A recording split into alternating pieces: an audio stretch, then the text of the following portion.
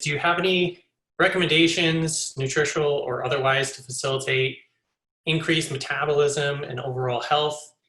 The carry on to that is, what do you know or think about megadosing with vitamin D, for instance? Oh, well, and I should have mentioned the megadosing with vitamin D when it comes to immunity, right? And so first off, I'm not a doctor and I don't even play one on the internet. Actually, I'm a doctor of law, but I'm not a doctor of medicine.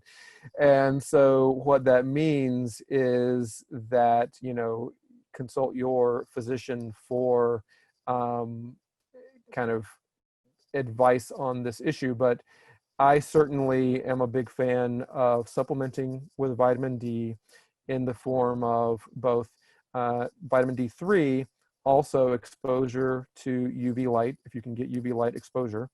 And what we know right now is that related to coronavirus, we have seen that folks who have low vitamin D levels are actually at greater risk of contracting and having complications with COVID-19. So there, now more than ever, is a good time to be paying attention to sunlight exposure and your vitamin D levels. And you can get an at-home vitamin D test kit for pretty cheap.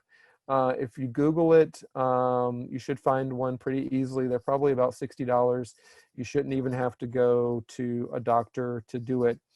So I strongly encourage that. And remind me what the first part of the question was, Shane. Yeah, did you have any specific recommendations, nutritionally or otherwise, to facilitate any increased metabolism or overall health? Oh, yeah. So I am hearing that as because it's asking about metabolism, I'm hearing that as a weight loss question. And so the answer that I would have on that is, and I'm getting some feedback, might not be a weight loss question. I think my answer is still the same, which is fasting, intermittent fasting, in whatever form you can do it, is likely to provide the benefit. So I alluded to this or mentioned it a little bit earlier in the presentation, which is, it's been shown that people can have zero change to their actual the food that they're consuming, but if you simply eat it in a narrower window, you're going to get an improved blood glucose response. You're going to get improved body composition.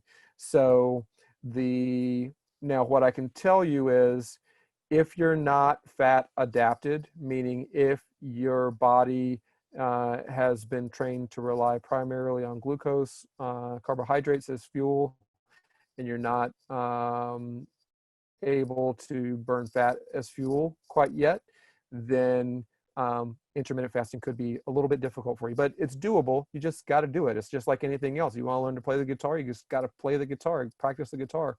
If you want to get good at intermittent fasting, you just have to gradually, incrementally, increase that kind of not eating window. But that's what I would suggest is the benefits of intermittent fasting are like so tremendous, and it's so like once you actually begin to do it, it becomes so easy that it is just awesome.